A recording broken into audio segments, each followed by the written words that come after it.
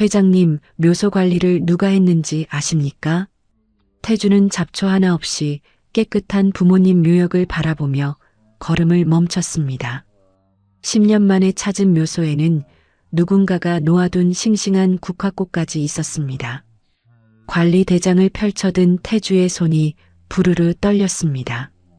26년간 매달 빠짐없이 적혀있던 이름 석자, 윤서영, 30년 전 자신이 버린 전처였습니다. 그런데 관리대장 옆에 적힌 또 하나의 사실이 태주의 숨을 먹게 했습니다. 서영에게는 아들이 있었습니다. 자신이 존재조차 몰랐던 30살 된 아들이, 버림받은 여자의 26년 묘소 관리, 숨겨진 아들의 등장, 그리고 이 사실을 알게 된 후처의 무서운 반격까지. 한 재벌 가문이 뿌리째 흔들리기 시작합니다. 사연 시작하기 전에 구독 눌러주시면 새로운 사연을 매일 받아보실 수 있어요. 오늘의 사연 시작합니다. 경기도 양평, 넓은 묘역 입구에 검은색 승용차 한 대가 멈춰 섰습니다. 뒷좌석 문이 열리고 강태주가 천천히 차에서 내렸습니다. 비서실장 조만호가 반 발짝 뒤에서 따라 내리며 입을 열었습니다. 회장님, 연수원 부지 시찰은 마무리되었습니다. 그런데 이 근처에 회장님 부모님 묘소가 있는 걸로 알고 있습니다. 태주가 걸음을 멈추고 먼 산자락을 바라봤습니다. 10년 전 민주희의 친정 행사와 겹쳐서 형식적으로 한번 들른 것이 마지막이었습니다. 그 뒤로는 사업 일정을 핑계 삼아 단 한 번도 찾지 않았습니다. 가보자. 태주가 짧게 내뱉고 묘역 쪽으로 발걸음을 옮겼습니다. 산길을 따라 올라간 태주는 부모님 묘소 앞에 도착하자마자 발을 딱 멈췄습니다.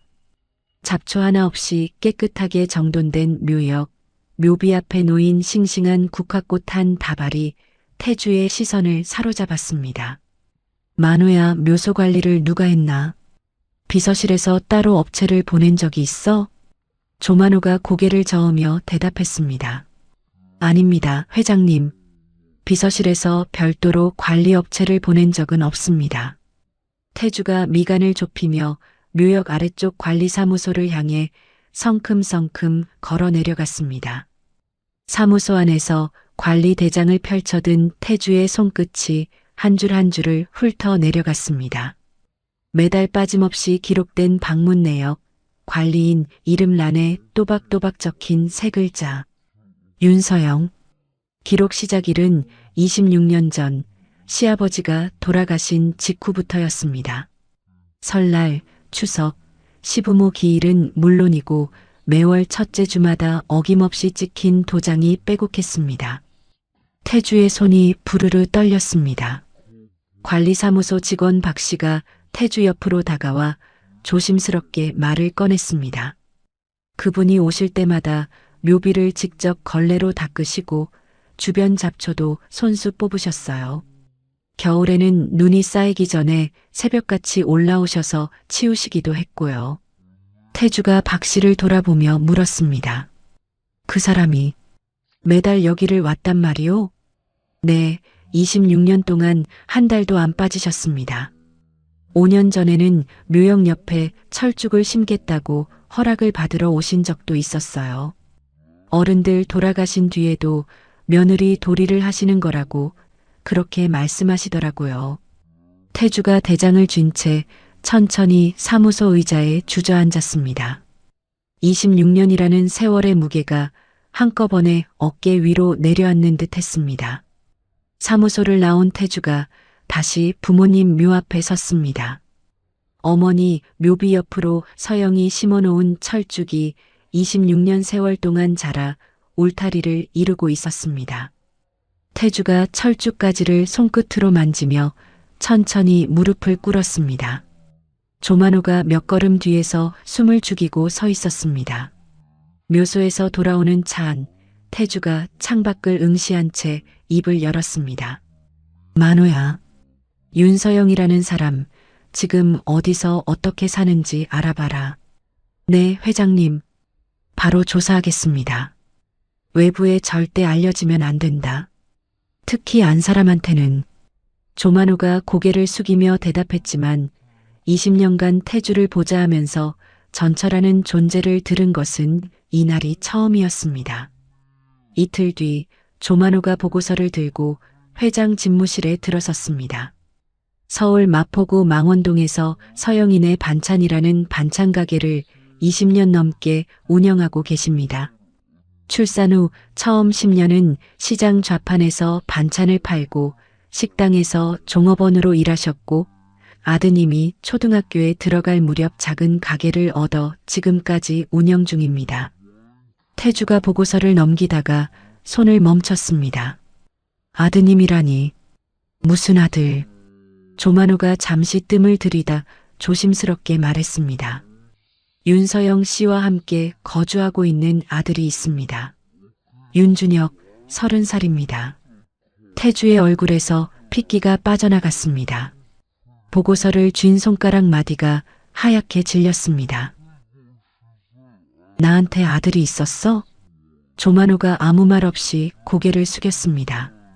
태주가 보고서를 내려놓지 못한 채 한참 동안 같은 줄을 들여다봤습니다. 이 아이가 뭘 하고 있다고 했나? 대학에서 사회복지를 전공한 뒤 사회적 기업 함께걸음을 운영하고 있습니다.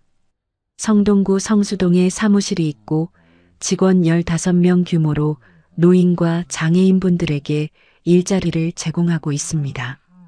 대학 장학금과 윤서영 씨의 반찬가게 수입만으로 학업을 마쳤고 졸업 후 대기업 취직 대신 이 일을 시작했다고 합니다. 태주가 의자 등받이에 몸을 기대며 천장을 올려다봤습니다.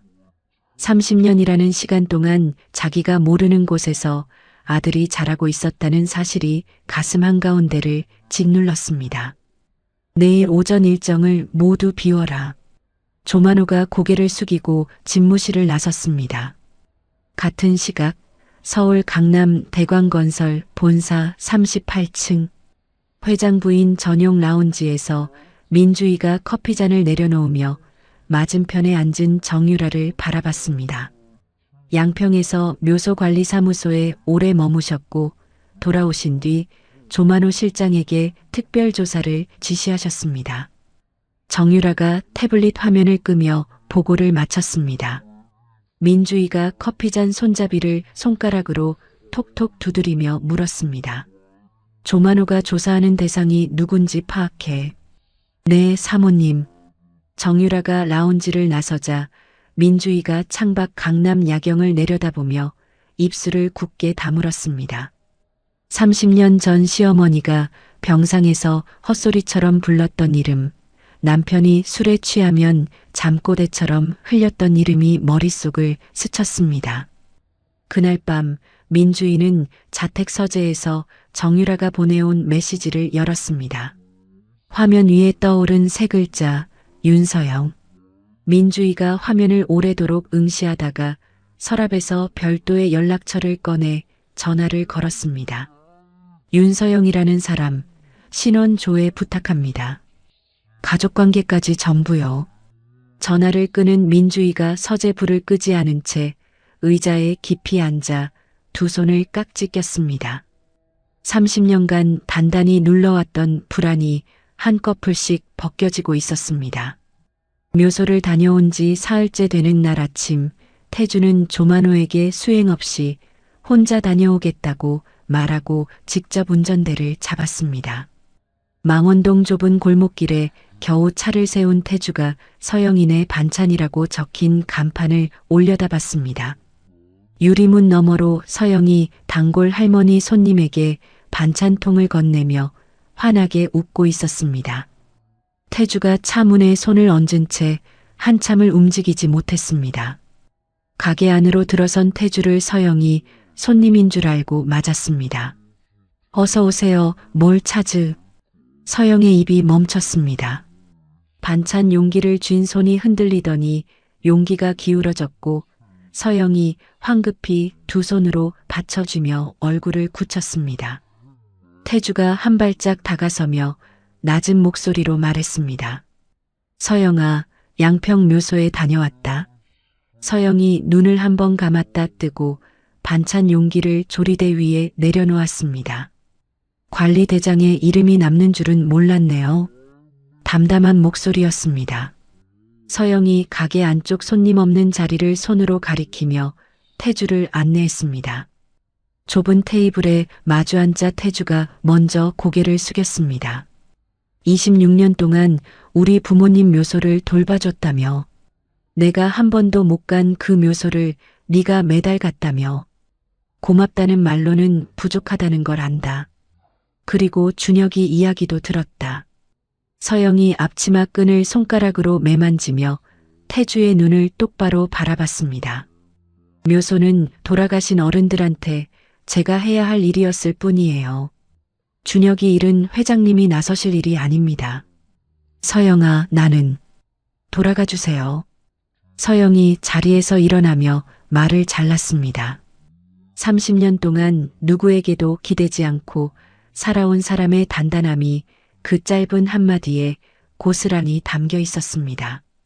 태주가 자리에서 일어나 가게를 나서면서 뒤를 한번 돌아봤지만 서영은 이미 조리대 앞으로 돌아가 반찬 용기를 정리하고 있었습니다. 그날 저녁 강남 자택, 민주이가 서재에서 운전기사 겸 경호원 최기태에게서 전화를 받았습니다. 회장님께서 오늘 마포구 망원동 반찬가게에 다녀오셨습니다. 전화를 끄는 민주이가 책상 위에 펼쳐놓은 서류를 내려다봤습니다. 민주이가 별도로 의뢰한 조사업체는 이미 윤서영의 신원은 물론이고 아들 윤준혁의 존재까지 파악해 놓은 상태였습니다. 태주가 준혁의 존재를 알게 된 것은 이틀 전이었지만 민주이는 그보다 하루 먼저 알고 있었습니다.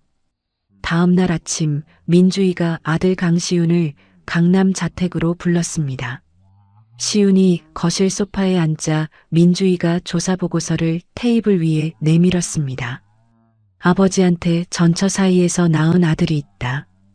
윤준혁 30살이야. 시윤이 보고서를 집어들며 미간을 좁혔습니다. 이게 무슨 말씀이세요? 아버지한테 다른 자식이 있었다고요? 너의 아버지가 직접 그 여자 가게까지 찾아갔어. 단순히 옛 생각에 들른 게 아니야. 뭔가 결심한 거다. 시윤이 보고서를 훑어보다가 민주이를 올려다봤습니다. 어머니, 저한테 뭘 하라는 겁니까? 이 윤준혁이라는 사람이 어떤 사람인지, 그 회사가 뭘 하는 곳인지 정밀하게 파악해. 내 아버지보다 우리가 먼저 상황을 쥐고 있어야 돼. 시윤이 입술을 다물고 고개를 끄덕였습니다. 시윤이 나간 뒤 민주이는 곧바로 대광건설 법무팀장 한정수를 별도로 호출했습니다. 한정수가 자택 서재 의자에 앉자마자 민주이가 본론을 꺼냈습니다. 윤준혁이라는 사람이 법적으로 강태주의 아들로 인정받을 수 있는 방법이 있나? 한정수가 안경을 고쳤으며 대답했습니다. 지금은 호적에 아버지가 등록되어 있지 않습니다만 아버지와 아들 관계를 확인하는 소송이 들어가면 유전자 검사로 관계가 밝혀지고 그러면 재산을 나눠받을 권리가 생깁니다. 막을 방법은 없어? 소송 자체를 막을 수는 없습니다. 다만 회장님 재산을 미리 다른 형태로 옮겨놓으면 나눠줘야 할 몫을 줄일 수는 있습니다. 민주이가 손가락 끝으로 책상을 두드리며 말했습니다. 진행해. 대신 회장님 귀에 들어가면 안 돼. 이사회 안에서 우리 편을 통해서 조용히 준비하도록. 한정수가 고개를 숙이고 서재를 나섰습니다. 같은 시각 태주는 서영의 거절에도 아랑곳하지 않고 성동구 성수동을 향해 차를 몰았습니다. 낡은 건물 3층, 복도 벽에 함께 걸으면 길이 됩니다라는 현수막이 걸려 있었습니다. 태주가 벽면에 붙은 직원들과 어르신들의 사진을 하나하나 들여다보다가 사무실 문을 두드렸습니다. 안에서 직원 한 명이 문을 열더니 안쪽을 향해 말했습니다. 대표님, 강태주 회장이라는 분이 찾아오셨는데요. 잠시 정적이 흐른 뒤 준혁이 사무실 문 앞에 나타났습니다. 태주가 준혁의 얼굴을 올려다봤습니다. 자신을 닮은 이목구비, 자신과 똑같은 눈매. 준혁이 표정을 단단히 굳힌 채 입을 열었습니다. 들어오시죠. 좁은 사무실 안 책상 하나를 사이에 두고 두 사람이 마주 앉았습니다. 준혁이 물 한 잔을 태주 앞에 놓으며 먼저 말을 꺼냈습니다. 어머니가 매일 새벽 4시에 일어나서 반찬을 만들었어요. 오후에 가게 문 닫고 저녁이면 제 숙제를 봐주셨고요. 그때 회장님은 어디 계셨습니까? 태주가 아무 말도 하지 못했습니다. 초등학교 때 아이들이 아버지 없다고 놀렸을 때 저는 화장실에 숨어서 울었습니다. 중학교 때 어머니가 과로로 쓰러져서 13살짜리가 혼자 구급차를 불렀을 때 한 번이라도 궁금하셨습니까? 준혁의 목소리는 담담했지만 책상 아래 주먹을 꽉 쥐고 있었습니다. 태주가 고개를 떨어뜨렸습니다. 이제라도 아버지로서 해야 할 일을 하고 싶다.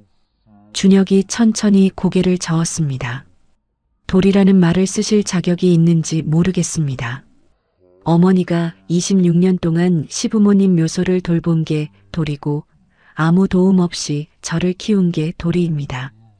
저는 회장님의 돈이나 이름에 관심 없으니까 어머니를 더 이상 흔들지 마십시오. 태주가 일어서서 사무실을 나섰습니다. 문이 닫힌 뒤 준혁이 경영지원팀장 이도윤을 불렀습니다. 도윤아, 강태주 회장이 다녀갔다. 혹시 회사 쪽으로 무슨 영향이 올 수 있으니까 대비해둬. 이도윤이 고개를 끄덕이며 노트북을 열었습니다. 그 시각 건물 밖 골목에서 카메라 셔터 소리가 연달아 울렸습니다. 시윤이 고용한 조사업체 직원이 태주와 준혁의 만남을 촬영하고 있었습니다. 사진은 곧바로 민주희의 휴대전화로 전송되었습니다. 민주희가 화면 속 두 사람의 얼굴을 번갈아 확인하며 입술을 깨물었습니다. 닮은 이목구비가 사진 속에서 선명했습니다. 그날 저녁 서영이 가게 문을 닫고 정리를 마친 뒤 단골이자 30년 지기 친구 박순자와 나란히 앉았습니다. 서영이 앞치마를 풀며 입을 열었습니다. 순자야, 그 사람이 왔었어. 순자가 서영의 손을 덥석 잡았습니다.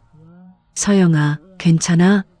30년을 잘 버텨왔는데 그 사람 얼굴을 보니까 미운 마음보다 시어머님 생각이 먼저 나더라. 돌아가시기 전에 내 손을 잡고 미안하다고 하셨던 게 아직도 잊히질 않아. 순자가 서영의 손을 꼭 쥐며 말했습니다. 무슨 결정이든 내가 옆에 있을게.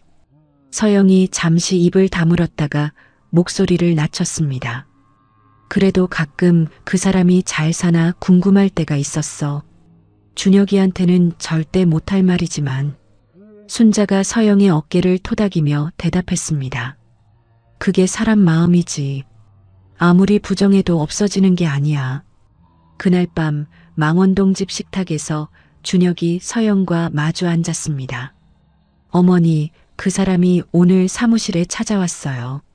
서영이 찻잔을 내려놓으며 아들을 바라봤습니다.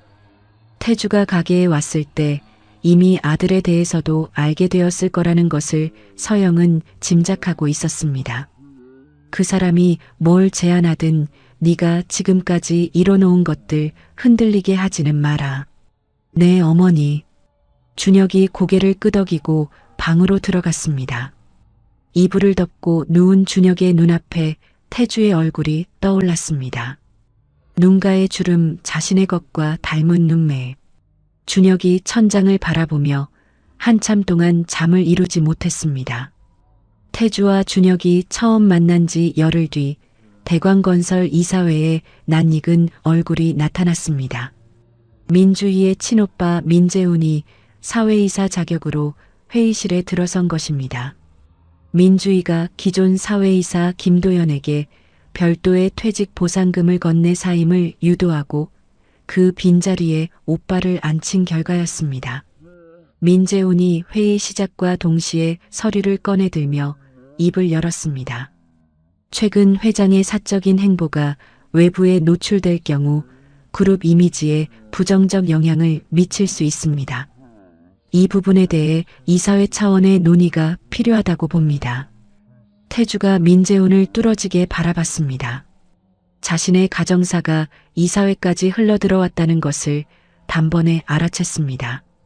몇몇 사회이사들이 민재훈의 말에 고개를 끄덕이는 것을 확인한 태주가 입술을 굳게 다물었습니다.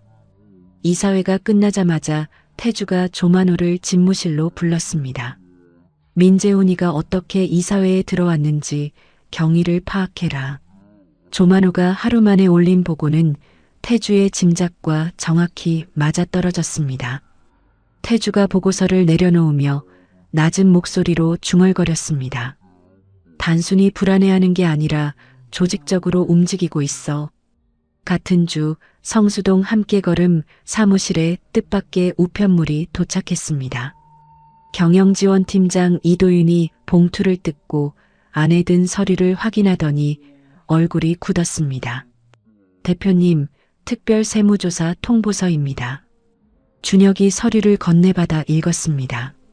설립 이후 5년간 한 번도 받은 적 없는 특별세무조사였습니다. 제보 내용을 확인할 수 있어? 이도윤이 세무서 담당자에게 전화를 건 뒤 준혁에게 고개를 돌렸습니다. 익명 제보로 조사가 시작됐답니다. 사회적 기업 인증을 악용해서 세금을 빼돌리고 있다는 내용인데 대표님, 제보 안에 우리 거래처 이름이랑 금액까지 구체적으로 들어가 있대요. 준혁이 미간을 좁혔습니다. 우리 내부 사정을 아는 사람이 넣었다는 얘기잖아. 이도윤이 고개를 끄덕이며 목소리를 낮췄습니다. 민재훈이라는 사람이 세무 쪽에 인맥이 넓다는 얘기가 있어요. 가능성이 높다고 봅니다. 준혁이 직원들을 회의실에 모았습니다. 모든 장부와 회계 자료를 그대로 다 공개합니다. 우리가 떳떳하면 숨길 이유가 없어요. 그러나 세무조사 통보가 끝이 아니었습니다. 며칠 뒤 함께걸음의 주요 납품처 3곳에서 동시에 계약 해지를 통보해 왔습니다. 대형마트 체인 1곳, 기업 구내식당 납품업체 2곳, 회사 매출의 60%가 한꺼번에 사라질 위기였습니다.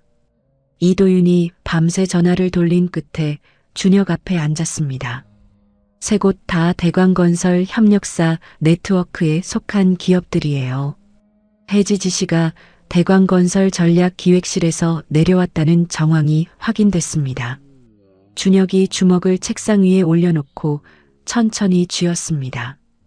이것은 태주 본인이 아니라 후처 쪽에서 조직적으로 벌이는 일이었습니다. 준혁이 이도윤을 바라보며 말했습니다. 어머니한테는 알리지 마.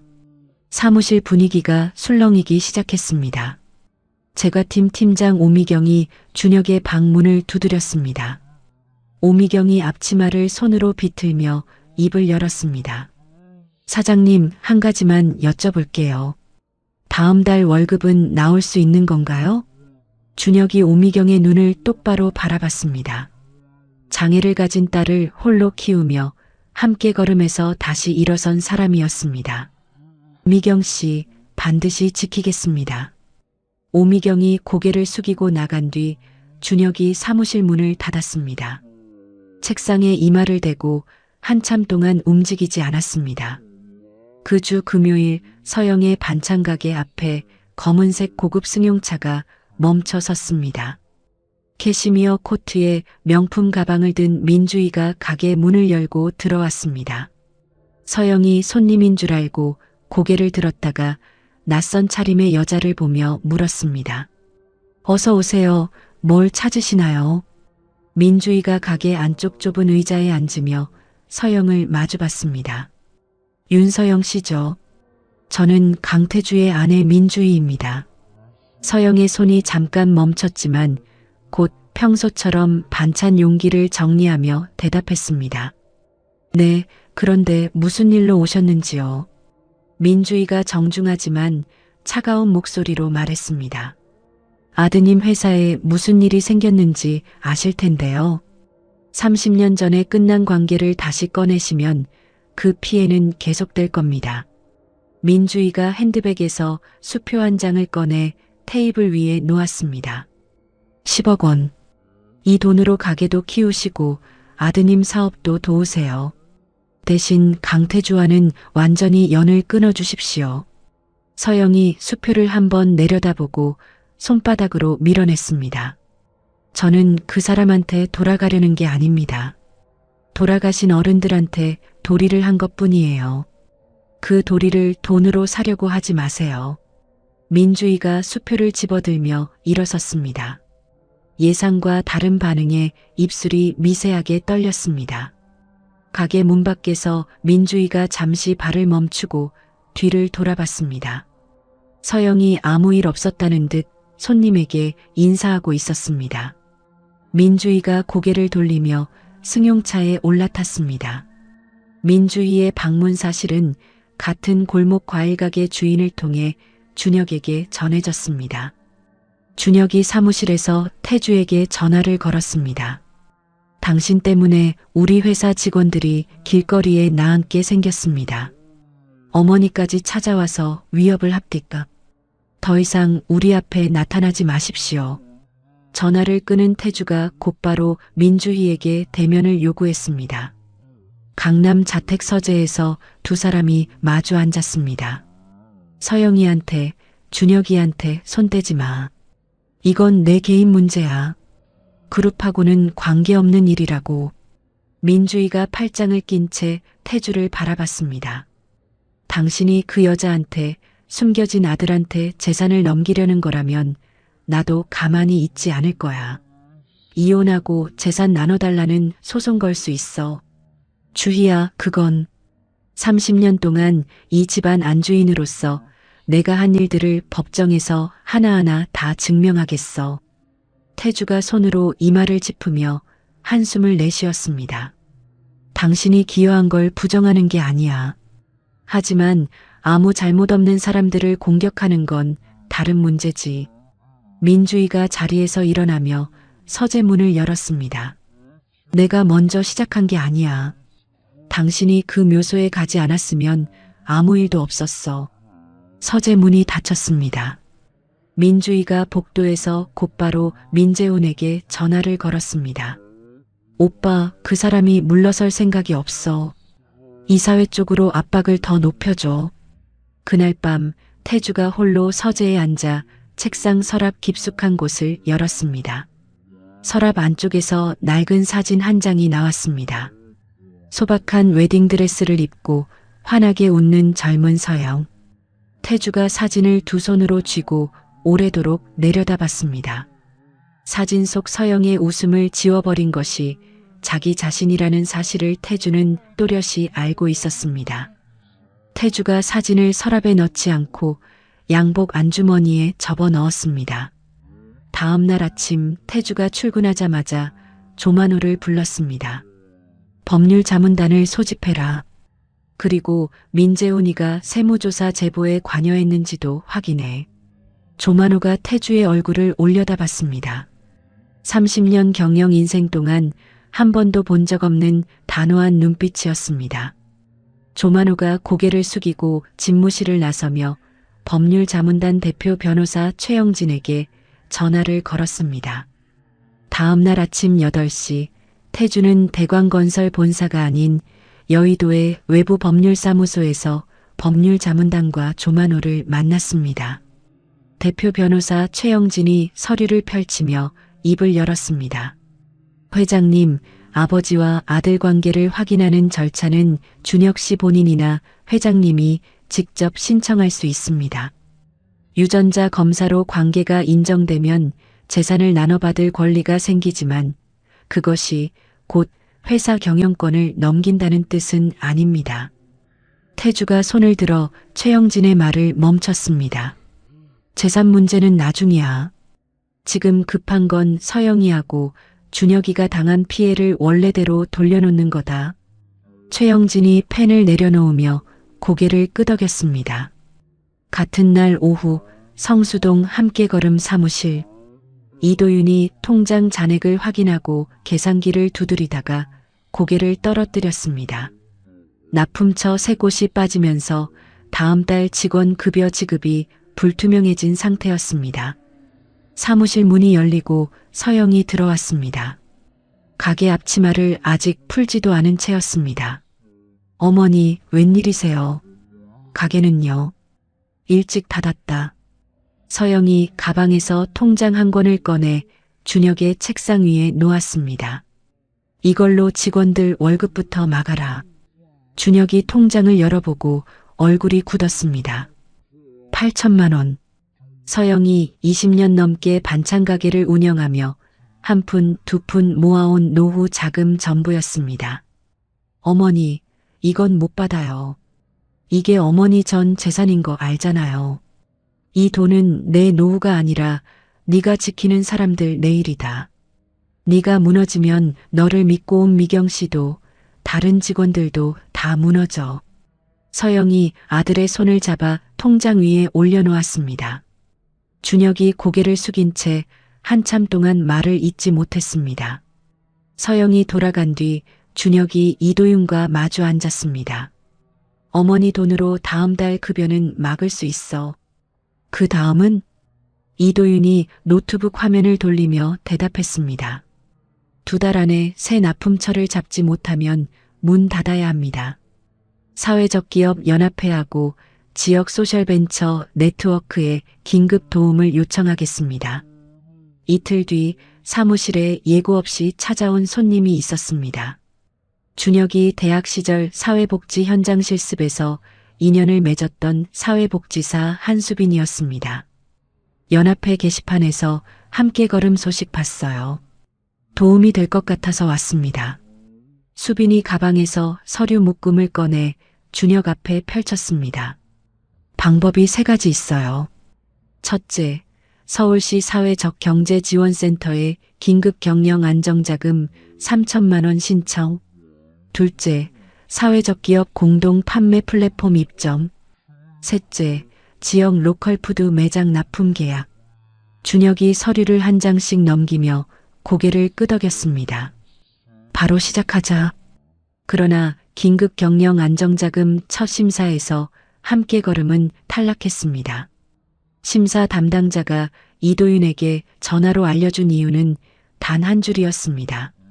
세무조사가 진행 중인 기업은 심사 대상에서 제외됩니다. 수빈이 탈락 소식을 듣고도 표정을 흐트리지 않았습니다. 세무조사가 끝나는 즉시 재심사 신청할 수 있어요. 보안 서류를 미리 다 준비해 놓겠습니다. 수빈의 실무 능력과 이도윤의 홍보 전략이 맞물리면서 지역 언론에 기사가 실렸습니다. 대기업 협력사의 일방적 계약 해지로 위기에 처한 사회적 기업 이야기에 시민들의 후원과 주문이 이어졌지만 이른 매출의 20%에 불과했습니다. 준혁이 매일 밤 사무실에 남아 새로운 납품처 후보 리스트를 작성하며 직접 전화를 돌렸습니다. 같은 시각 태주는 준혁에게 직접 다가가는 대신 다른 길을 택했습니다.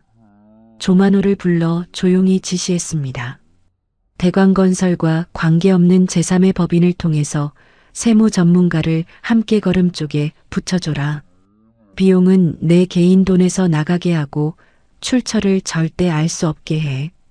조만호가 고개를 숙이고 나갔습니다. 며칠 뒤 함께 걸음의 한 세무법인에서 연락이 왔습니다. 준혁이 이도윤에게 물었습니다. 갑자기 세무법인에서 도와주겠다고 연락이 왔는데 어디서 온 건지 알아? 아직 출처는 모르겠습니다. 일단 세무조사 대응이 급하니까 받아들이는 게 낫지 않을까요? 준혁이 잠시 생각하다 고개를 끄덕였습니다. 세무 전문가의 도움 아래 함께 걸음의 5년치 장부를 낱낱이 공개하고 모든 질문에 성실히 답한 결과 3주 만에 조사가 무혐의로 끝났습니다. 익명 제보가 거짓이었다는 것이 공식 확인된 것입니다. 세무조사가 끝나자마자 수빈이 준비해둔 서류로 긴급 경영 안정자금 재심사를 신청했습니다. 3천만 원이 확보되었고 공동 판매 플랫폼 입점도 확정되면서 매출 공백의 30%를 추가로 메우기 시작했습니다.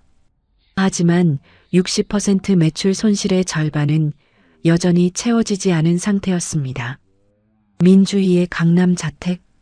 시윤이 세무조사 무혐의 종결 소식을 어머니에게 전하며 말했습니다. 어머니, 세무조사도 안 먹히고 납품처 끊는 것도 완전히 무너뜨리지 못했습니다. 이 이상은 위험합니다.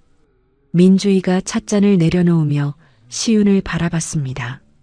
네가 겁을 먹으면 그 자리가 저쪽 아들한테 간다. 시윤이 입을 다물었습니다. 며칠 뒤 시윤은 어머니에게 알리지 않고 혼자 성수동을 찾았습니다.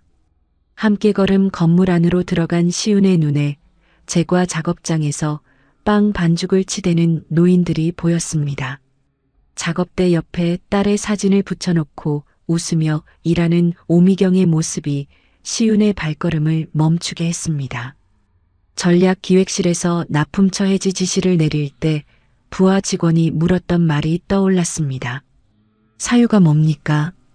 그때 대답하지 못했던 불편함이 이 현장 앞에서 선명한 가책으로 바뀌었습니다. 시윤이 아무 말도 하지 못한 채 건물을 나섰습니다. 태주는 서영을 다시 찾아갔습니다. 이번에는 사과나 감상이 아니었습니다. 서영아, 준혁이 회사에 세무조사 넣고 납품처 끄는 게 주위 쪽에서 한 짓이다. 내가 반드시 해결하겠다. 서영의 얼굴이 하얗게 질렸습니다. 그러면 준혁이가 나한테 괜찮다고 한 게 다 거짓말이었단 말이에요? 미안하다. 내 쪽에서 생긴 일이니까 내가 바로잡겠다. 서영이 한참 동안 태주를 바라보다가 고개를 돌렸습니다. 고마운 건 고마운 거지만 그렇다고 30년이 지워지는 건 아니에요. 서영의 목소리가 떨렸지만 태주를 내쫓지는 않았습니다. 태주가 돌아간 뒤 서영이 가게 뒷방에 혼자 앉았습니다. 벽에 걸린 준혁의 대학 졸업사진을 한참 동안 바라보다가 입을 열었습니다. 준혁아, 나도 너의 아버지가 그리울 때가 있었다. 너한테는 절대 못하는 말이지만 그날 저녁 준혁이 이도윤의 조사를 통해 익명세무지원의 출처가 태주라는 것을 알게 되었습니다.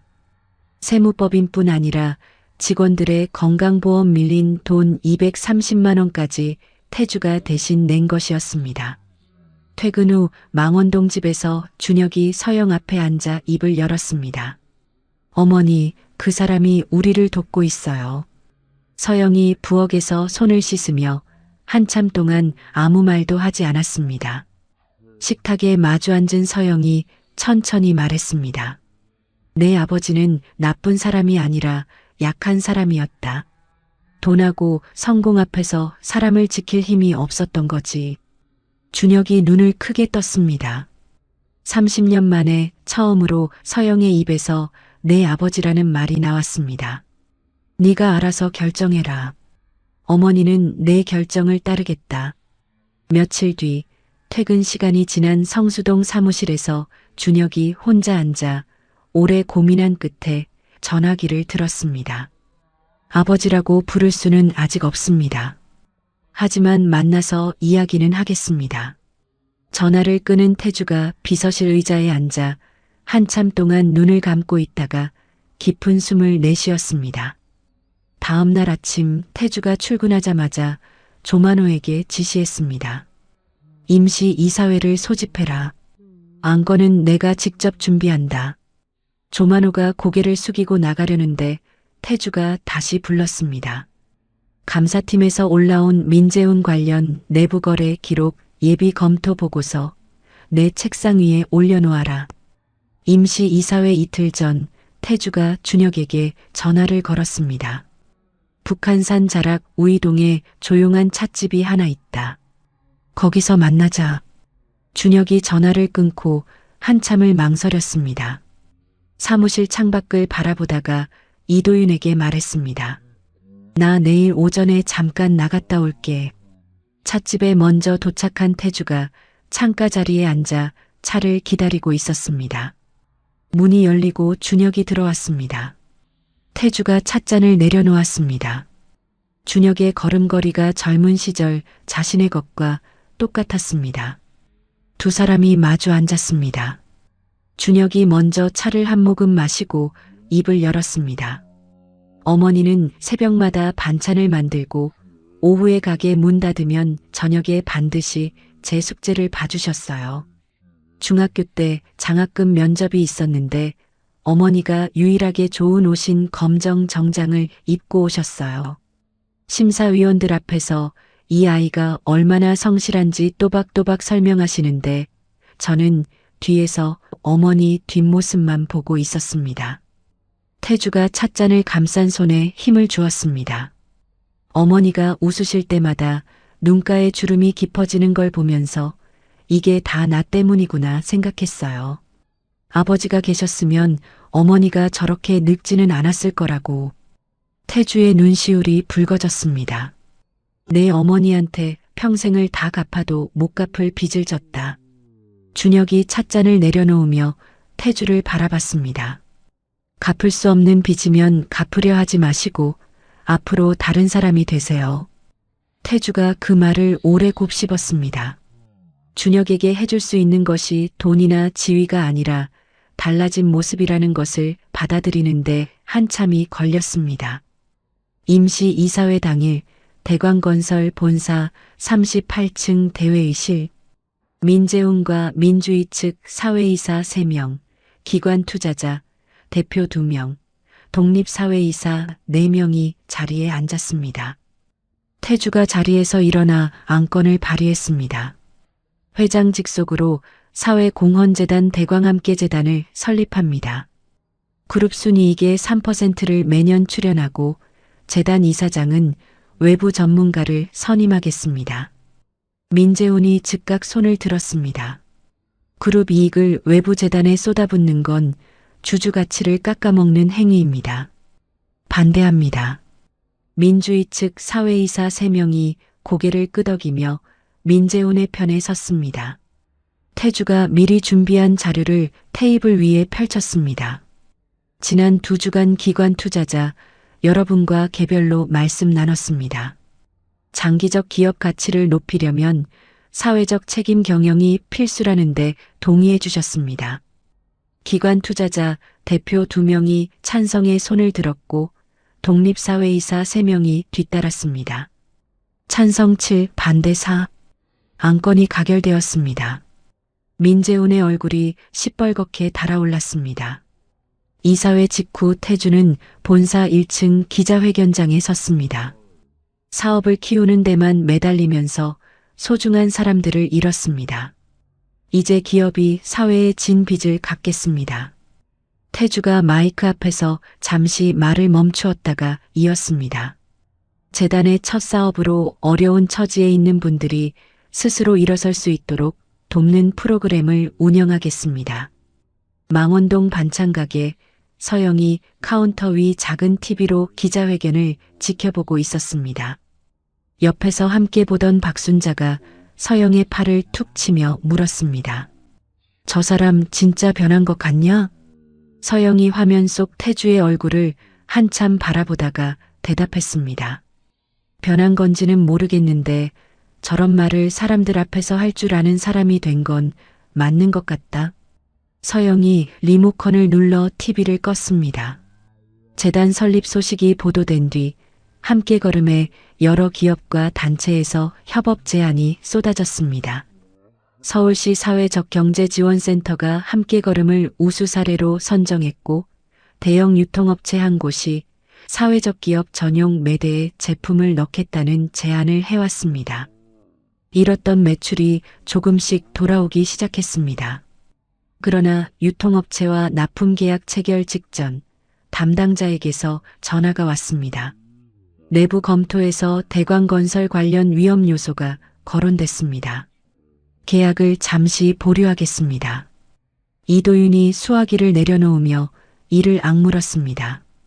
민재훈 쪽에서 유통업체한테도 손을 뻗쳤습니다.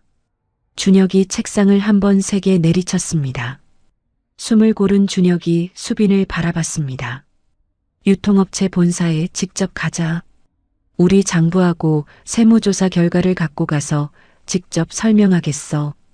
수빈이 고개를 끄덕이며 서류 가방을 챙겼습니다.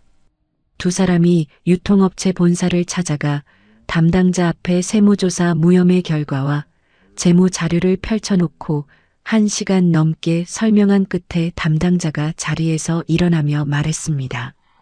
계약 진행하겠습니다. 함께 걸음은 잃었던 매출의 80% 이상을 회복했습니다. 성수동 사무실에서 소박한 축하 자리가 열렸습니다. 제과팀 팀장 오미경이 직접 만든 케이크를 들고 나오며 말했습니다. 사장님 덕분에 우리 딸한테 엄마가 일 잃었다는 말 안 해도 됐어요. 직원들이 박수를 쳤습니다. 준혁이 웃으면서도 눈가를 손등으로 훔쳤습니다. 며칠 뒤 태주가 서영의 반찬 가게를 다시 찾았습니다. 태주가 양복 안주머니에서 접혀진 서류 한 장을 꺼내 서영 앞에 놓았습니다. 양평묘소관리대장 복사본이었습니다. 서영의 이름이 26년간 빼곡히 적혀 있었습니다. 이걸 보고 내가 얼마나 부끄러웠는지 모른다. 남은 인생 동안 당신하고 준혁이한테 빚을 갚으며 살고 싶다. 서영이 서류를 내려다보다가 태주를 올려다봤습니다. 그걸 가지고 다니셨어요? 서영의 눈에 눈물이 맺혔습니다. 서영이 손등으로 눈물을 닦고 천천히 입을 열었습니다. 솔직히 말하면 나도 당신이 잘 사는지 궁금할 때가 있었어요. 근데 그 마음을 인정하면 30년이 무너질 것 같아서 나한테도 허락을 안 했어요. 태주가 서영의 말을 가만히 듣다가 낮은 목소리로 대답했습니다. 당신 자존심을 무너뜨리려는 게 아니야. 그 자존심 옆에 서고 싶은 거다. 서영이 고개를 돌렸습니다. 태주를 내쫓지는 않았습니다. 두 사람 사이에 30년 만에 처음으로 밀어내지 않는 고요한 시간이 흘렀습니다. 준혁이 서영의 허락을 받고 태주를 망원동 집으로 초대했습니다. 세 사람이 처음으로 한 식탁에 앉았습니다. 서영이 차려낸 밥상은 된장찌개, 계란말이, 멸치볶음, 깍두기. 태주가 된장찌개에 한 숟갈을 떠넣고 숟가락을 내려놓았습니다. 입맛은 안 변하더라. 서영이 담담하게 말했습니다. 준혁이 어머니와 아버지가 같은 식탁에 앉은 모습을 태어나서 처음 보며 말없이 밥을 떠넣었습니다. 한편 시우는 이사회 표결 이후 어머니의 강경한 방침에서 조금씩 거리를 두고 있었습니다. 태주가 맡긴 부산 해양 프로젝트 현장에서 일용직 노동자들과 직접 부대끼며 열악한 현장을 목격했습니다. 노동자 한 명이 시운 옆에서 헬멧을 벗으며 말했습니다. 아들 대학 등록금 벌려고 여기 왔습니다. 시운의 머릿속에 함께 걸음에서 봤던 오미경의 얼굴이 떠올랐습니다. 자신이 전략기획실에서 해지 지시를 내렸을 때 이런 사람들의 삶이 무너졌을 것이라는 생각이 처음으로 또렷하게 들었습니다. 부산에서 돌아온 시운이 본사 회장실에서 태주를 단독으로 만났습니다. 아버지, 함께 걸음 현장하고 부산 현장을 다녀왔습니다. 준혁 씨가 하는 일이 그룹의 사회 공헌 방향하고 맞을 수 있다고 생각합니다. 태주가 시운을 가만히 바라봤습니다. 시운이 준혁 씨라고 불렀습니다. 전에는 그쪽 아들이라고 했었습니다. 시운아, 시간을 두고 네가 판단해라. 시운이 고개를 숙이고 회장실을 나섰습니다. 어느 일요일 오후 양평묘소에서 참배를 마치고 돌아오는 차 안에서 태주가 운전대를 잡고 입을 열었습니다. 이 길을 26년 동안 혼자 다녔을 당신이 얼마나 외로웠을지 이제야 알 것 같다. 서영이 아무 말 없이 차창 밖을 바라보며 고개만 끄덕였습니다. 그 순간 태주가 심하게 기침을 하더니 손으로 입을 막았습니다. 태주의 손바닥 위로 핏빛이 섞인 가래가 번졌습니다. 운전대에서 손이 미끄러졌습니다. 서영이 재빠르게 몸을 기울여 운전대를 잡아 고속도로 갓길로 차를 세웠습니다. 서영이 떨리는 손으로 전화기를 들고 119를 눌렀습니다. 구급차가 서울대학교병원 응급실 앞에 멈춰 섰습니다. 서영이 들건 옆에서 태주의 손을 잡은 채 따라 뛰었습니다. 응급실 문이 닫히고 서영이 복도 의자에 주저앉아 손바닥에 묻은 태주의 핏자국을 내려다봤습니다. 이틀간의 정밀 검사가 이어졌습니다. 검사를 마친 태주가 병실 침대에 앉아 담당 의사 김현우 교수의 말을 들었습니다. 왼쪽 폐 윗부분에 종양이 있고 이미 주변까지 퍼진 상태입니다. 수술은 어렵고 약물 치료를 병행해도 앞으로 1년에서 1년 반 정도를 예상하셔야 합니다. 태주가 창밖을 바라보며 물었습니다. 약물 치료를 하면서 일상생활은 얼마나 가능합니까? 처음 서너 달은 버틸 수 있지만 그 뒤로는 급격히 힘들어지실 수 있습니다. 김현우 교수가 나간 뒤 태주가 조만호를 불렀습니다. 서영이하고 준혁이한테는 아직 정확한 병명을 알리지 마. 검사 중이라고만 해. 조만호가 고개를 숙이고 병실을 나섰습니다. 서영은 매일 아침 병원에 왔습니다.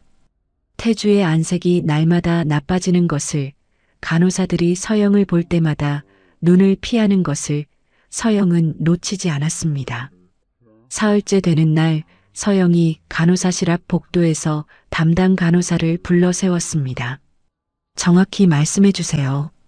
무슨 병입니까? 간호사가 잠시 머뭇거리다 입을 열었습니다. 폐암 3기입니다. 서영이 벽에 손을 짚었습니다. 복도 형광등 불빛이 흔들리는 것처럼 느껴졌습니다. 서영이 한참을 서 있다가 손등으로 눈가를 닦고 병실 문을 열었습니다. 다 알고 있으니까 숨기지 마세요. 태주가 서영을 올려다봤습니다. 누가 말해줬어? 표정을 보면 아는데 누가 말해줘야 알아요. 서영이 병실 의자를 침대 옆으로 끌어당기며 앉았습니다. 다음 날부터 서영은 반찬 가게를 친구 박순자에게 맡기고 매일 병원에 출퇴근했습니다.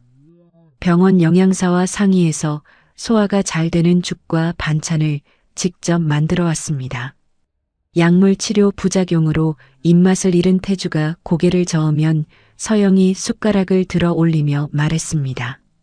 한 숟갈만 더 드세요. 30년 전 시부모를 모시던 때와 똑같은 정성이었습니다. 태주의 입원 소식은 조만호의 보안 지시에도 대광건설 안에 퍼졌습니다. 민주희가 병원 측 담당자를 통해 진단서 사본을 손에 넣고 강남의 한 호텔에서 민재훈과 마주 앉았습니다. 형부가 1년을 못 넘길 수도 있다는 거야. 민재훈이 테이블 위에 팔을 올리며 말했습니다. 지금이 경영권을 가져올 수 있는 마지막 기회다. 시훈이를 직무대행으로 올리고 실질적인 경영은 내가 맡는 구조를 만들자. 민주희가 고개를 끄덕였습니다. 사회이사 과반수 서명을 받아 최대한 빨리. 병실에서 조만호가 태주에게 민주희 측의 움직임을 보고했습니다. 사회이사들을 개별 접촉하고 있고 기관 투자자들한테도 면담을 요청했습니다. 시훈 상무를 직무대행으로 세우되 경영자문위원회를 따로 만들어 민재훈 씨가 총괄하는 구조를 짜고 있습니다. 태주가 침대에서 몸을 일으키려 했습니다. 첫 약물 치료의 부작용으로 극심한 구토가 밀려왔습니다.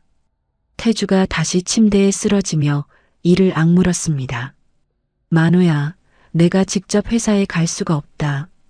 태주가 천장을 바라보며 숨을 고른 뒤 지시를 내렸습니다. 네가 이사회 안에서 우리 편을 관리해라. 최영진 변호사한테는 민재훈의 법적 하자를 찾으라고 해. 감사위원장 정한수 위원장한테는 민재훈 관련 내부거래 기록을 본격적으로 감사하라고 전해. 홍보팀한테는 내 건강 관련 언론 대응 기준을 미리 잡으라고 하고 조만호가 빠르게 메모하며 고개를 숙였습니다. 그날 밤 시은이 어머니와 외삼촌의 계획을 전해 듣고 강남 자택 자기 방에서 밤새 잠을 이루지 못했습니다. 직무대행 자리는 10년간 준비해온 것이었습니다. 하지만 아버지가 병상에 누운 틈을 타서 그 자리를 차지하는 방법이 시은의 가슴을 짓눌렀습니다. 부산 현장에서 만났던 노동자의 얼굴이 떠올랐고 함께 걸으면서 봤던 오미경의 웃는 얼굴이 겹쳤습니다. 새벽 2시 시은이 병원을 찾았습니다.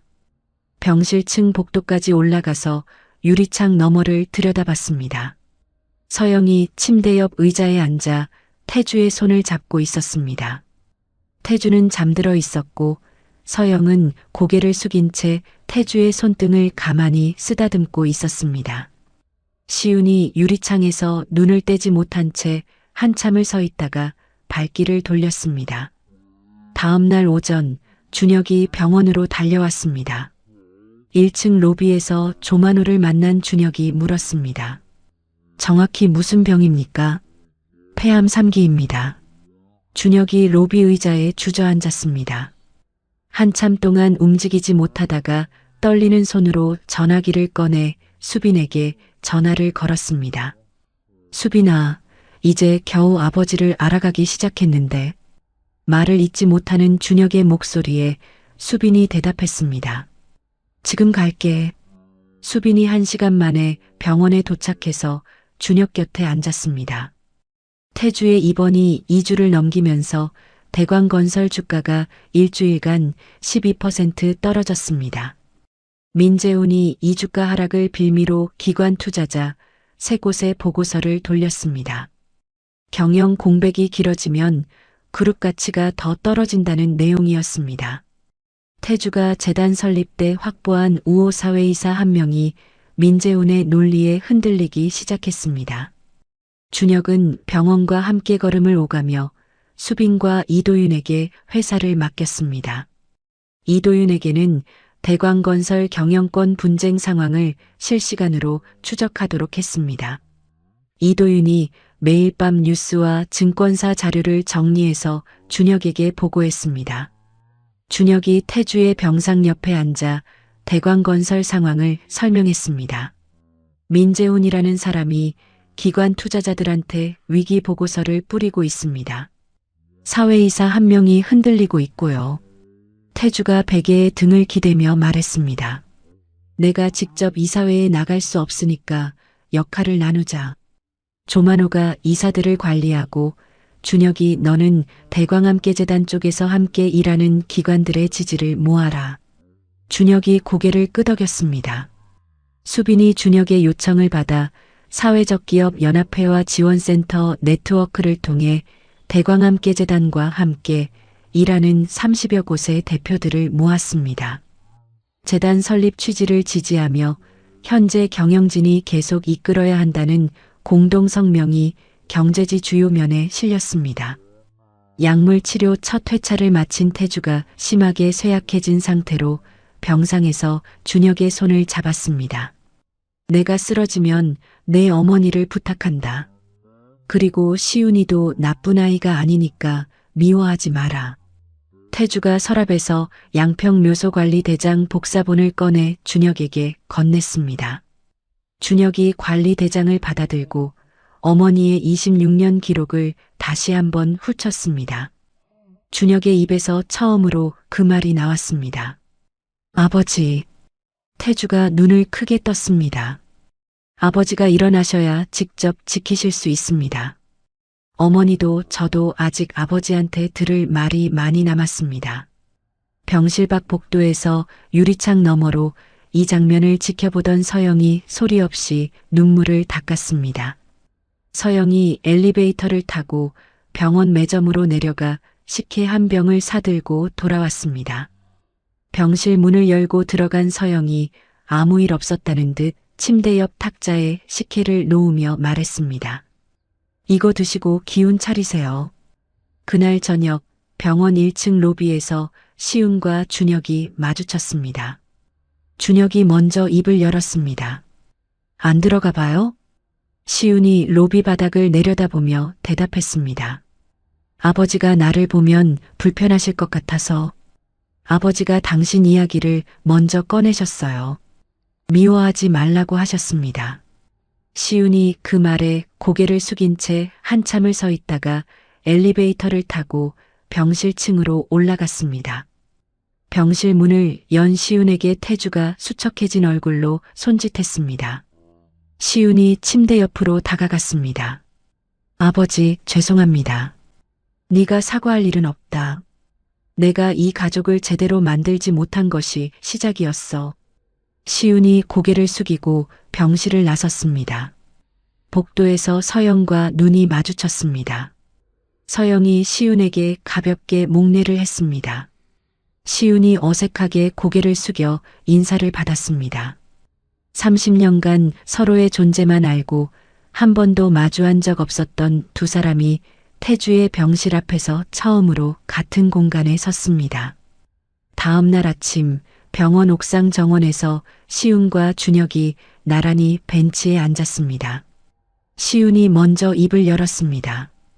어머니하고 외삼촌이 아버지 병원을 이용해서 경영권을 가져가려 한다. 직무대행 추대안에 내 이름이 올라가 있는데 나는 이 방식에 동의할 수가 없다. 준혁이 시윤의 눈을 바라봤습니다. 시윤의 눈가가 밤새 잠을 이루지 못한 사람의 것이었습니다. 그러면 어떻게 할 생각입니까? 임시 이사회에서 직무대행 추대를 직접 거부하겠다. 그리고 외삼촌이 기관 투자자들한테 돌린 보고서 내용이 과장됐다는 걸 내가 반박하겠다. 대광건설의 실제 재무 상태하고 수주 현황 자료가 필요하다. 준혁이 잠시 생각하다가 고개를 끄덕였습니다. 조만호 실장하고 연결해 드리겠습니다. 자료 확보할 수 있도록 돕겠습니다. 시윤이 자리에서 일어나며 준혁에게 손을 내밀었습니다. 준혁이 그 손을 잡았습니다. 그날 오후 시윤이 강남 자택에서 민주희를 찾았습니다. 거실 소파에 마주 앉은 민주희에게 시윤이 말했습니다. 어머니, 아버지가 병원에 누워 계신데 그 틈을 타서 자리를 차지하는 건 아들로서 할 짓이 아닙니다. 직무대행 추대를 거부하겠습니다. 민주희가 찻잔을 탁 내려놓았습니다. 네가 이 자리를 거부하면 민씨 가문이 이 그룹에서 완전히 밀려난다. 그걸 모르겠어? 아버지 병실에서 서영 여사님이 아버지를 간호하는 걸 봤습니다. 30년 동안 원수처럼 여겼을 사람까지 돌보는 사람 앞에서 우리가 하는 짓이 부끄럽습니다. 민주희가 아들을 노려봤습니다. 시윤이 처음으로 어머니의 시선을 피하지 않았습니다. 어머니, 저는 거부하겠습니다. 시윤이 자리에서 일어나 거실을 나갔습니다. 민주희가 빈 소파를 바라보며 두 손을 꽉 쥐었습니다. 시윤의 거부 소식을 전해 들은 민재훈이 곧바로 움직였습니다. 사회이사들에게 연락을 돌렸습니다. 시윤이가 경영 경험 부족으로 사양했으니 경영자문위원장인 내가 직무대행을 맡겠습니다. 이 노골적인 행보에 중립을 지키던 독립사회이사 2명이 공개적으로 반대 의사를 밝혔습니다. 사회이사가 직무대행을 맡는 건 지배구조 원칙에 맞지 않습니다. 조만호가 법률자문단 대표 변호사 최영진과 대응 전략을 짰습니다. 최영진이 서류를 펼치며 말했습니다. 민재훈 씨가 기관 투자자들한테 뿌린 보고서에 거짓이나 과장된 내용이 들어있으면 법적으로 문제가 됩니다. 보고서 원본하고 그걸 뒤집을 수 있는 증거를 확보하십시오. 조만호가 민재훈이 기관 투자자들에게 보낸 보고서 원본을 확보했습니다. 보고서에는 대광건설 핵심 수주 계약 3건이 회장 부재로 해지 위기라는 내용이 적혀 있었습니다. 조만호가 해당 수주처 3곳에 연락하여 계약을 유지하고 있다는 공문을 받아냈습니다. 최영진 변호사가 이 증거를 들고 금융감독원에 민재훈을 거짓 정보 유포 혐의로 신고했습니다. 같은 시기 감사위원회 위원장 정한수가 태주에게 보고를 올렸습니다. 민재훈 씨가 사회이사로 재직하면서 협력사를 고를 때 자기 지인 업체 2곳에 특혜를 준 정황이 나왔습니다. 함께 걸음에 대한 거짓 제보에 세무 쪽 인맥을 동원한 정황도 함께 확인됐습니다. 태주가 병상에서 고개를 끄덕였습니다. 금융감독원의 조사가 시작되고 민재훈에게 출국금지 조치가 내려졌습니다. 민재훈이 주도하던 임시 이사회 소집은 순식간에 힘을 잃었습니다. 동요하던 기관 투자자들이 태주 지지로 다시 모였습니다. 결정적으로 시윤이 대광건설 공식 홈페이지를 통해 성명을 발표했습니다.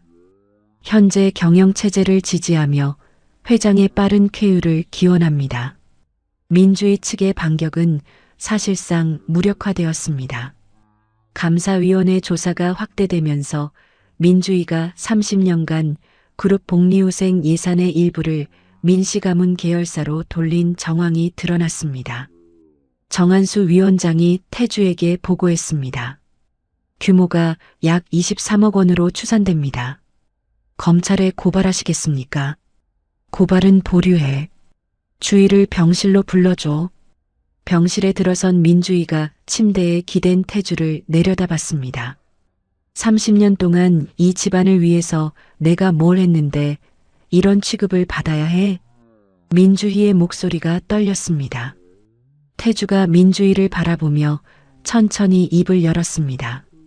당신이 이 가문에서 한 일을 부정하는 게 아니야. 하지만 30년 전 내가 서영이한테 한 짓을 당신이 지금 다른 방식으로 되풀이하고 있어. 민주희가 입술을 깨물었습니다. 태주가 침대 옆 탁자에서 서류 한 부를 집어 민주희 앞에 놓았습니다. 23억 원 전액을 회사에 돌려주고 경영 관련 직함을 모두 내려놓고 일정 기간 해외에 머물러. 그러면 회사에서 고발하지 않겠다. 민주희가 서류를 내려다보며 말했습니다. 시윤이한테는 어떤 불이익도 없어야 해. 약속한다.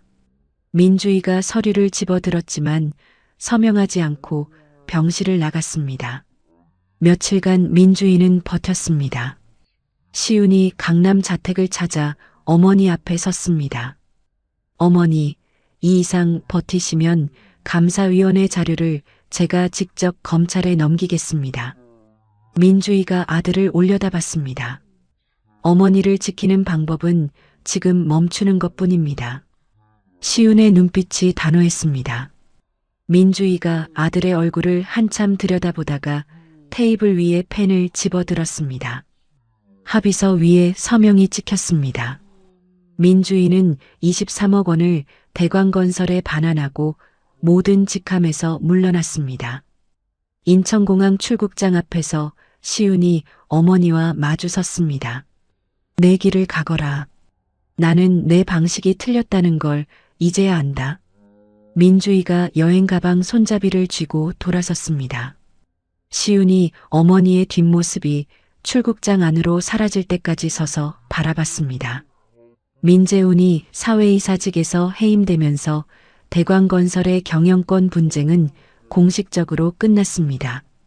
주가는 일주일 만에 8% 반등했습니다. 태주가 약물치료 3번째를 마친 뒤 김현우 교수에게서 검사 결과를 들었습니다. 종양 크기가 줄었고 퍼지던 것이 멈췄습니다.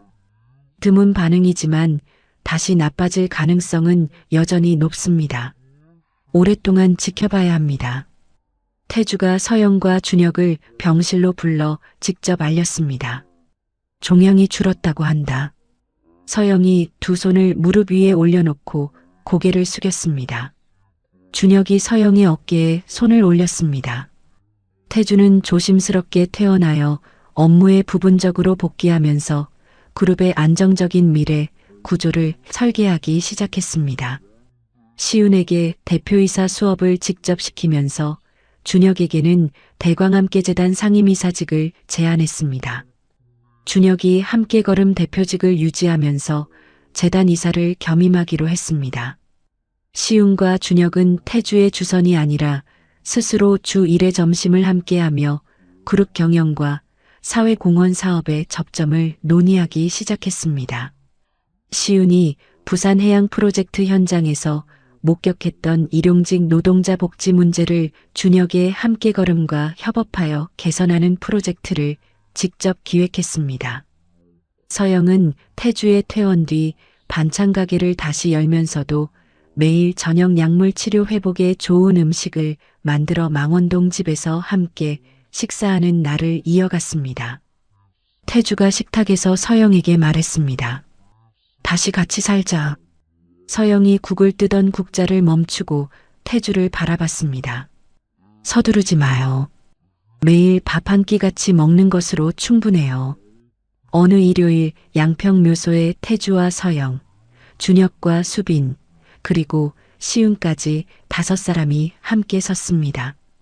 태주가 부모님 묘비 앞에서 입을 열었습니다. 아버지, 어머니, 제가 버린 사람이 이 자리를 26년 동안 지켜줬습니다. 이제 제가 그 사람을 지키겠습니다. 서영이 그 옆에서 아무 말 없이 묘비를 닦으며 웃었습니다. 그해 늦가을 태주가 묘역 옆 빈터에 벚나무 한 그루를 심었습니다. 흙을 덮고 일어선 태주가 서영을 바라보며 말했습니다. 내년 봄에 이 나무에 꽃이 피면 같이 보러 오자. 서영이 흙 묻은 태주의 손을 바라보며 대답했습니다. 나무가 다 클 때까지 오래 사셔야 할 텐데. 두 사람이 나란히 서서 갓 심은 어린 벚나무를 한참 동안 바라봤습니다. 벚나무를 심은 뒤 6개월 이듬해 봄이 왔습니다. 태주가 서울대학교병원 진료실에서 김현우 교수와 마주 앉았습니다. 종양이 추가로 줄어서 안정 상태를 유지하고 있습니다. 약물 치료를 마무리하고 3개월마다 검사하는 단계로 넘어갈 수 있습니다. 다만 다시 나빠질 수 있으니 5년간은 계속 지켜봐야 합니다. 태주가 자리에서 일어나 진료실 문을 열었습니다. 복도 의자에서 서영이 두 손을 무릎 위에 올려놓고 기다리고 있었습니다. 줄었대. 약물 치료도 끝이래. 서영이 자리에서 일어나며 태주의 얼굴을 올려다봤습니다. 아무 말 없이 고개를 끄덕였지만 눈가가 붉어졌습니다. 태주는 약물 치료 종결과 함께 대광건설 회장직에서 공식 은퇴를 선언했습니다. 이사회에서 시훈이 신임 대표이사로 선임되었습니다. 시훈이 임직원들 앞에서 취임사를 읽었습니다. 아버지가 세운 회사를 아버지가 마지막에 가르쳐 주신 방식으로 이끌겠습니다. 사람을 먼저 생각하는 방식으로. 시훈이 단상에서 내려와 맨 앞줄에 앉은 태주와 눈이 마주쳤습니다. 태주가 가만히 고개를 끄덕였습니다. 취임 일주일 뒤 캐나다에서 편지 한 통이 도착했습니다. 시훈이 대표이사 집무실에서 봉투를 열었습니다. 민주희의 글씨였습니다. 내가 지키려 한 것이 가족이 아니라 욕심이었다. 네가 아버지 곁에서 올바른 선택을 한 것이 자랑스럽다. 시훈이 편지를 접어 책상 서랍에 넣고 잠시 창밖을 바라봤습니다. 어머니와의 관계는 시간을 두고 천천히 풀어가기로 했습니다. 준혁이 서영의 반찬 가게에 수빈을 데려온 날 서영이 가게 문 앞에서 두 사람을 맞았습니다. 수빈이 직접 만든 꽃다발을 두 손으로 내밀며 깎듯이 인사했습니다. 어머님, 안녕하세요. 한수빈입니다. 서영이 꽃다발을 받아들고 수빈의 손을 잡았습니다. 우리 준혁이를 잘 부탁한다. 준혁이 옆에서 멋쩍게 웃었습니다. 서영이 수빈의 손을 놓지 않고 가게 안으로 데리고 들어가며 반찬 이것저것을 싸주기 시작했습니다. 태주는 은퇴 후 강남 자택을 정리했습니다. 서영의 반찬 가게에서 걸어서 5분 거리인 망원동의 작은 아파트로 짐을 옮기는 날, 조만호가 마지막 박스를 내려놓으며 말했습니다. 회장님, 여기가 편하십니까? 태주가 좁은 거실 창문을 열며 대답했습니다. 강남집에서 30년 살았는데 이 동리가 더 편하다. 조만호가 72년 인생에서 처음으로 태주가 편안한 표정을 짓는 것을 봤습니다. 다음 날 아침 7시 태주가 서영의 반찬가게 문을 열고 들어왔습니다. 서영이 조리대에서 고개를 돌렸습니다. 뭐하러 이 시간에 왔어요? 나도 일하러 왔지. 태주가 벽에 걸린 앞치마를 집어들고 허리에 둘렀습니다. 서영이 어이없다는 듯 태주를 바라봤지만 말리지는 않았습니다. 태주가 양파를 썰다가 눈물을 쏟았습니다. 김밥을 말다가 터뜨렸습니다. 서영이 태주의 손에서 김밥을 빼앗으며 핀잔을 줬습니다. 이것도 못 말아요? 밥을 너무 많이 넣으니까 그렇지. 내가 김밥을 말아본 적이 있어야 알지. 2달이 지나자 태주가 김치 양념을 능숙하게 버무리고 반찬 배달 동선까지 외웠습니다. 단골이자 30년 지기 박순자가 앞치마를 두른 태주를 보고 깔깔 웃었습니다. 재벌 회장이 반찬 가게 배달부가 됐네. 태주가 반찬 봉투를 건네며 대답했습니다. 72년 인생에서 처음 해보는 일이라 매일이 신기하다. 순자가 서영에게 고개를 돌리며 말했습니다. 저 사람 진짜 변했다. 서영이 대답 대신 웃기만 했습니다. 가게에 태주가 합류하면서 동네에 소문이 퍼지고 손님이 부쩍 늘었습니다. 서영이 바빠진 가게를 돌아보며 투덜거렸습니다. 회장님 때문에 일이 2배가 됐어요. 하지만 가게 한쪽 벽에 태주가 김밥을 말고 있는 사진을 몰래 붙여놓았습니다. 며칠 뒤 태주가 그 사진을 발견했지만 모른 척 지나갔습니다. 시운의 경영 아래 대광건설은 부산 해양 프로젝트 현장의 일용직 노동자 복지 프로그램을 시범 도입하여 업계의 주목을 받았습니다. 이 프로그램을 기획한 준혁의 함께걸음은 서울을 포함해 부산, 대전, 광주, 대구까지 5개 지역으로 확장했습니다. 시운과 준혁이 나란히 경제 잡지 표지에 실렸습니다. 기사 속에서 시운이 말했습니다. 준혁 씨가 가르쳐준 것은 기업이 왜 존재해야 하는지였습니다. 준혁이 말했습니다. 시운 대표가 보여준 것은 변할 수 있는 용기였습니다. 태주는 3개월마다 병원에서 검사를 받았습니다. 검사가 있는 날이면 서영이 함께 가서 진료실 앞에서 기다렸습니다. 김현우 교수가 태주에게 웃으며 말했습니다. 보호자분이 매번 오시니까 환자가 안심해서 치료 반응이 좋은 것 같습니다. 태주가 서영을 바라보며 웃었습니다. 서영이 고개를 돌리며 뭘 그렇게 봐요라고 중얼거렸습니다. 가을 어느 날 저녁 망원동 서영의 집에 5사람이 둘러앉았습니다. 태주, 서영, 준혁, 수빈, 그리고 시운. 서영이 차려낸 밥상 위에 된장찌개와 계란말이가 올라 있었습니다. 태주가 된장찌개에 한 숟갈을 떠넣고 고개를 숙이며 중얼거렸습니다. 이 맛이다. 수빈이 계란말이를 집어먹다가 서영에게 물었습니다. 어머님, 이 계란말이 비법 좀 알려주세요. 서영이 수빈을 바라보며 대답했습니다. 비법은 없어. 그냥 매일 해주면 그게 비법이 되는 거야. 서영이 자리에서 일어나 부엌으로 수빈을 데려가 프라이팬을 올리며 직접 보여줬습니다. 태주가 그 모습을 바라보다가 숟가락을 내려놓았습니다. 식사를 마친 시운이 먼저 자리에서 일어나며 준혁에게 말했습니다. 준혁 씨, 다음 주 부산 현장 복지 프로그램 시작하는 행사 때 같이 가자. 준혁이 고개를 끄덕였습니다. 시운이 서영에게 정중히 인사했습니다. 서영 여사님, 다음에도 불러주세요. 서영이 손을 내저으며 말했습니다. 여사는 무슨, 그냥 이모라고 해. 서영이 부엌에서 반찬통을 꺼내 시운에게 싸줬습니다. 시운이 반찬 봉투를 2손으로 받아들고 현관을 나섰습니다. 시운이 떠난 뒤 준혁이 식탁을 정리하다가 서영에게 조심스럽게 물었습니다. 어머니, 아버지랑 다시 혼인신고 하시는 거 어때요? 서영이 태주를 바라봤습니다.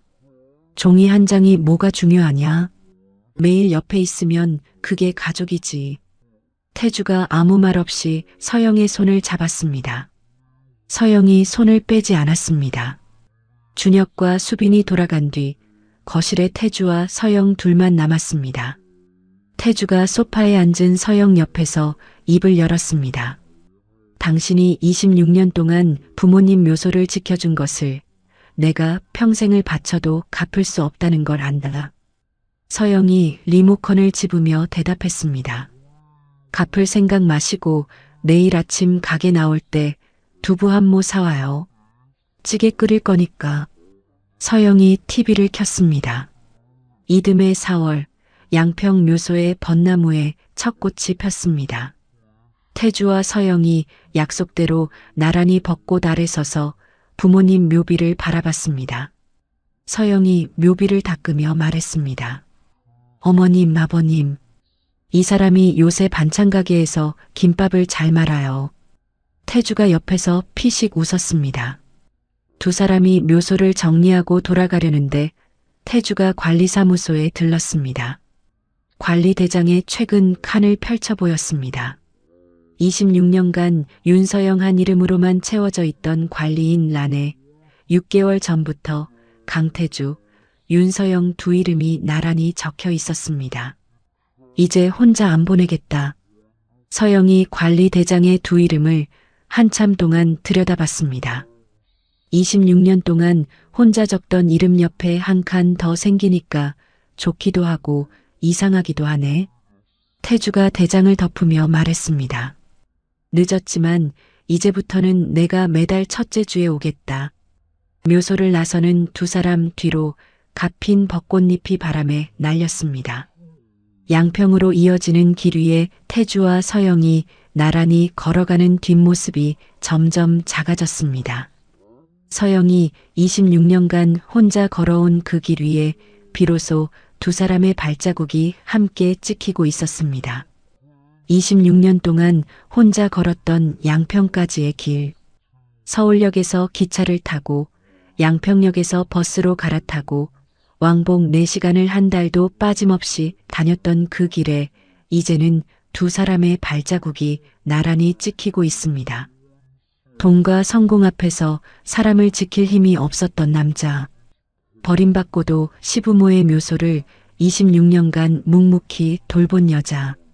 아버지의 얼굴도 모른 채 어머니의 새벽 반찬 냄새를 맡으며 자란 아들. 누군가는 묻겠죠. 왜 서영은 자기를 버린 남편의 부모까지 돌봤느냐고. 서영은 이렇게 말했습니다.